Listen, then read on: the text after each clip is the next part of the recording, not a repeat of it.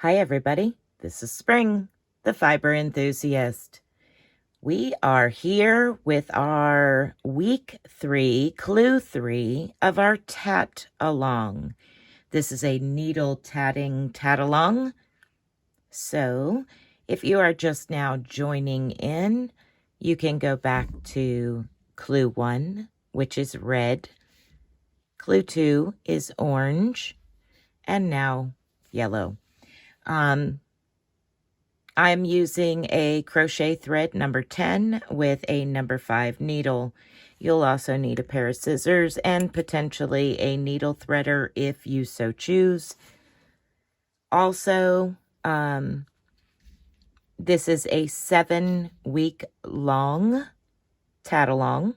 Every Wednesday will be a new video until the 7th Wednesday. That will be the last and final clue for our tat along.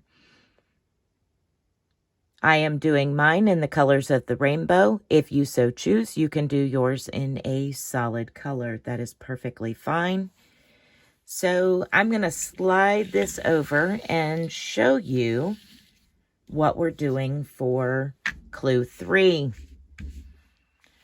Clue 3 is going to be these flower motifs in between these points. So each one is worked individually. You will finish off these 4 petals or 4 rings and sew in the ends and start a new one. So that is what we're looking at today. The thing that you're going to have to remember as you are making these, that you don't get your rings between these 2 points too tight, because if you do, it will misshape by drawing in these points towards each other. And then next thing you know, the last one will be really, really far apart and you'll have this one great big huge petal. So you just have to lay it down. We'll go over that as we start to work on the tutorial for the flowers. But I wanted to show you what you're looking at and going around. I will do 1 or 2 in the video depending on how things go with the first one. I might go ahead and do 2, but you will do this in between each one of these points here. So let me get completely into view. I have 3 done already, 4, 5, 6, 7, and 8 flowers total. So you can kind of see how this one's pulled a little bit, just a hair, but not like drastically pulling the whole arches here sideways. That can be easily fixed with a little bit of blocking. It will straighten it up right away. So as you can see, I am doing this in obviously a thicker thread. That's why I said you can make yours in any size thread you would like. For the tutorial tat along, it is in number 10. And this that I'm using here is actually a 100% cotton by Lion Brand. It is a number 2 weight. And for that, I'm using my number 3 needle. And I'm using some ice yarn, which is also a cotton. And it is also a number 2, I believe. Yes, a number 2. So these are the 2 that I'm actually using for when I am designing it. And then I come over here and for the tutorial, I'm using my number 10 thread. So that's why I said at the beginning, you can use whatever size and needle you would like. That is entirely up to you. This will end up on my kitchen table since these are my kitchen colors. Okay, so let's go ahead and get started. Get your thread and your needle ready. For this, you're not going to need as long of a tail as we have in the past because like I said, we're doing these flower motifs individually.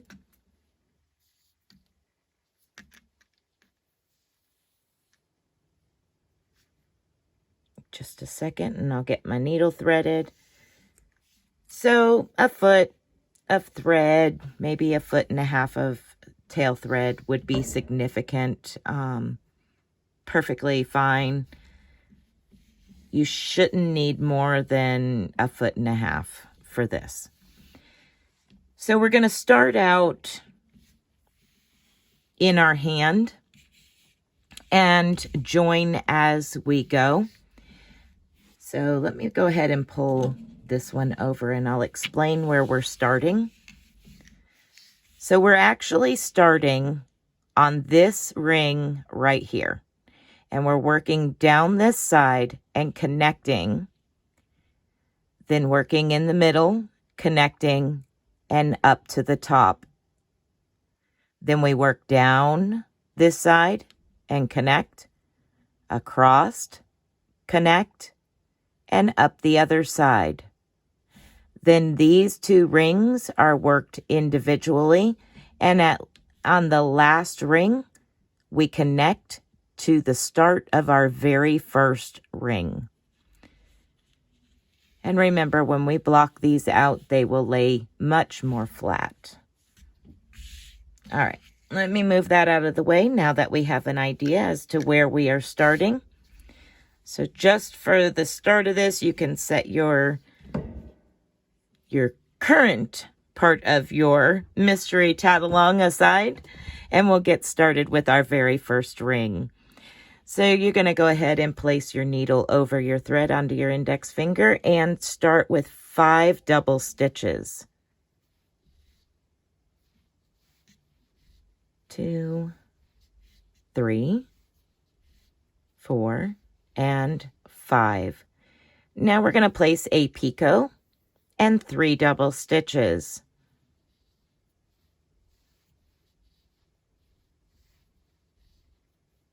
Okay, now we need to pick up our project that we're working on here. I'm going to go ahead and zoom in so you can see what I'm doing.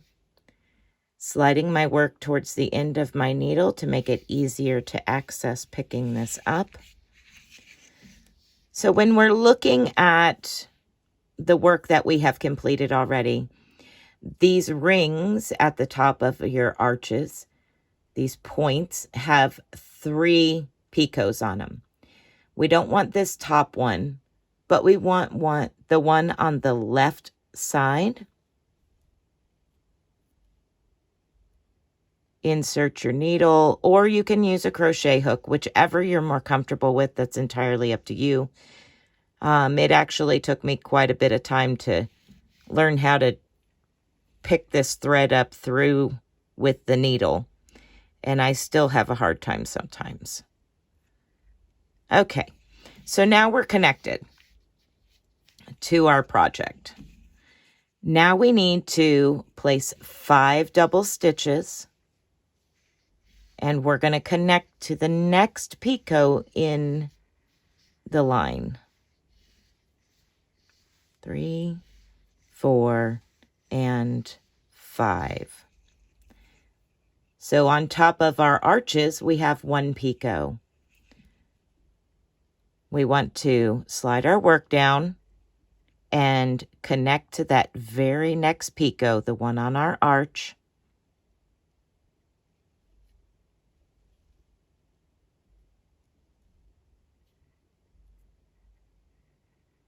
There we are. Okay. Slide your work back down because we have a lot of stitches to add to this needle. Okay. Now you need to add 3 double stitches. We're going to repeat what was on the other side on this side. So 3 double stitches, picot, 5 double stitches.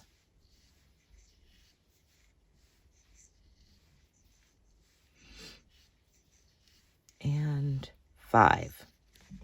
Okay. And now we're going to pull our tail through Make sure you're holding your work so it doesn't disappear. And make sure, because these are rings, you reserve a little bit of thread left so that way you can pull your tail through that reserved area.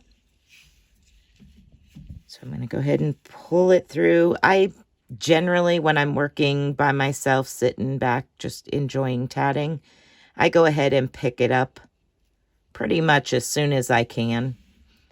That's just how I do it when I'm just playing around working by myself. Okay. So now you're going to want to set your work down before you go any further. Set your work down and kind of make sure you can do it with your needle however you need to. Kind of make sure that you're lining up nice and evenly. So when we create the ring on this side, we're not too tight over here and have to make up the difference on this ring. We want to make our rings as evenly and symmetrical as possible. That will help keep the buckling from happening between those points. Go ahead and place a knot. We are not turning our work at all for this round. So place a knot and pick your work back up. Now we're going to do the same thing for the very next ring. We're going to work 5 double stitches, picot, 3 double stitches, and then pick up our work on this picot on the next arch.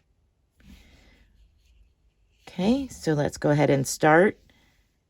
5 double stitches, 1, 2, 3, 4, and 5. Picot, 3 double stitches, 2 and 3. Now we need to reach over and pick up from the picot on our very next arch.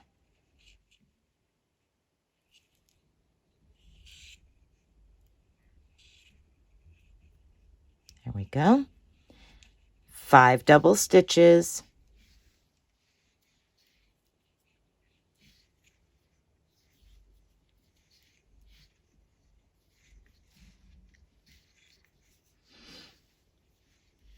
Two, 3, 4, and 5.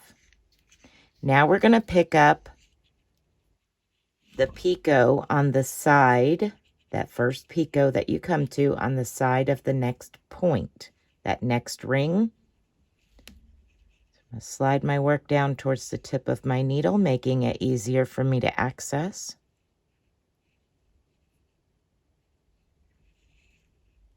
There we go, just like that. And now again, we're going to do the reverse of what's on the other side. So 3 double stitches.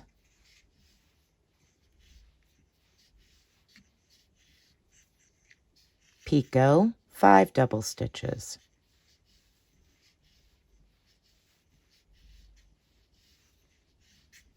And 5. Okay.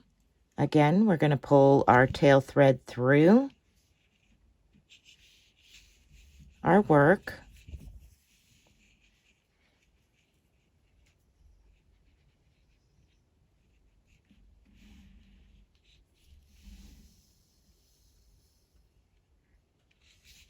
Now again, before we go and make a knot or anything, you're going to want to make sure that we're nice and even. We're not pulling too tight on either of these points.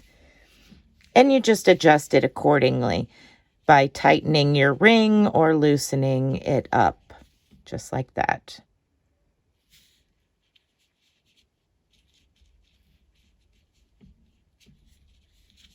There we go.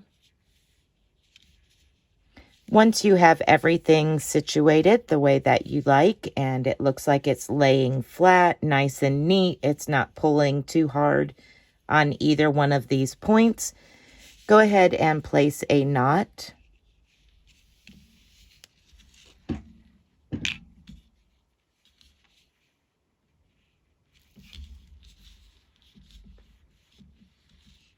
Now the next 2 rings are fun.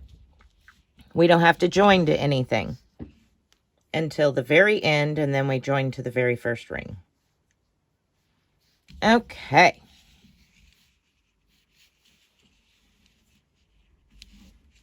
Now, 5 double stitches. Let me get in view here. 5 double stitches. 3, 4, and 5. Picot, 3 double stitches.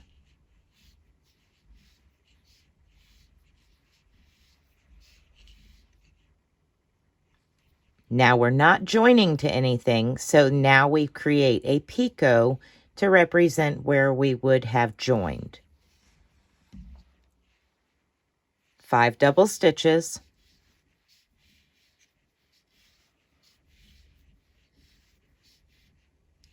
4 and 5. Picot again for the next where we would have joined. 3 double stitches.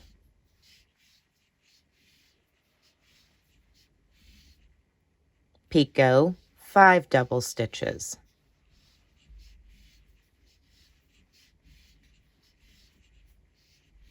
4 and 5. Now we're going to slide our tail through and run our needle and tail thread through that ring that we reserve.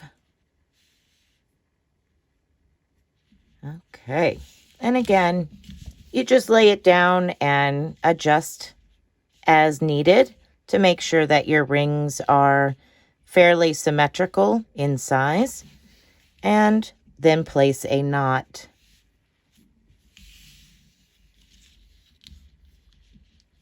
Again, without turning your work, we're going to start on our last ring of this flower.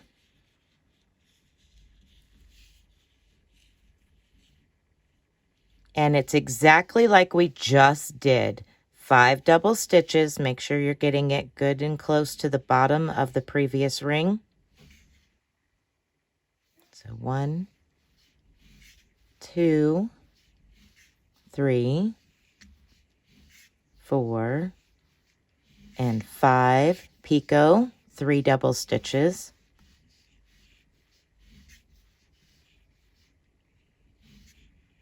Picot, 5 double stitches.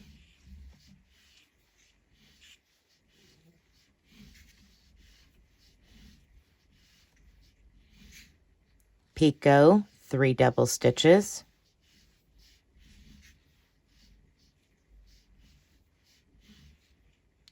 Picot, 5 double stitches. So these rings have 4 picots on them instead of 3 like last week. 4 and 5. Okay, go ahead and pull your tail thread through.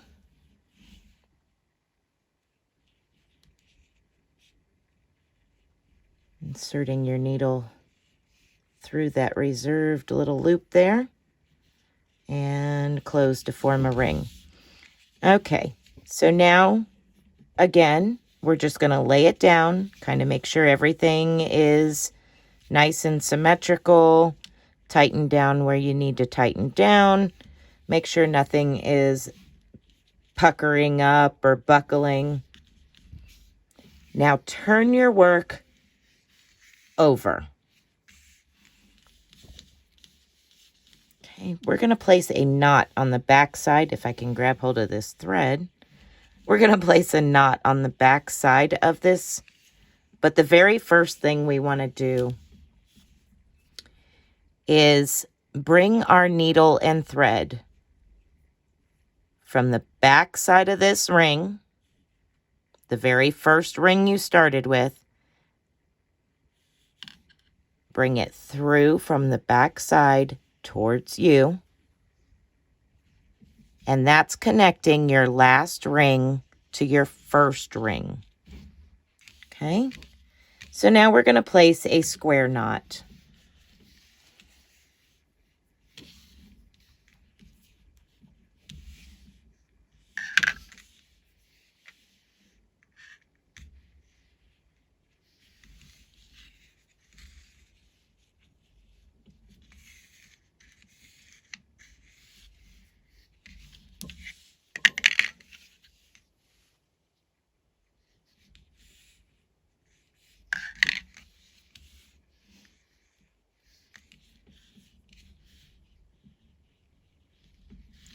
And sew in our tails.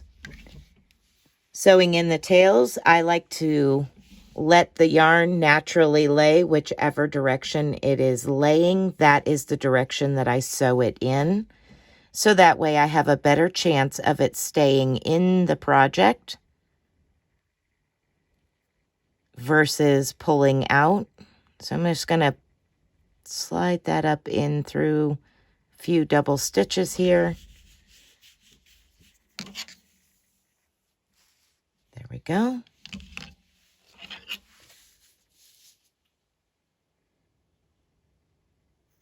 Careful when you're trimming your tail off, you don't accidentally cut your work. I've done that before and it's not fun. And then just adjust your stitches until your tail has disappeared into the work. There we go.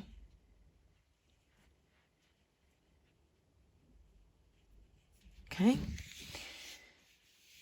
Now the last tail, I like to actually thread my needle into the work, then cut a small little piece to pull through. And that helps reduce the amount of scrap yarn. So I'm going to pull that little piece out and slide my needle in to some of these stitches.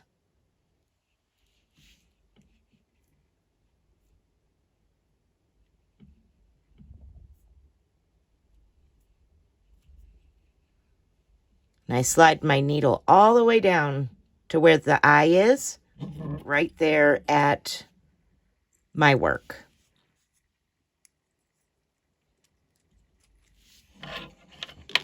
Then I cut just a small piece, lace my needle, and pull it through the eye, then pull it through my work. And then what that does is that allows me to only have this little tiny bit to cut off.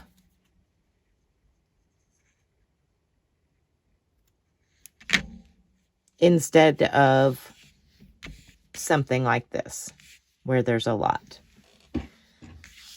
Okay. So this is Clue 3, Week 3.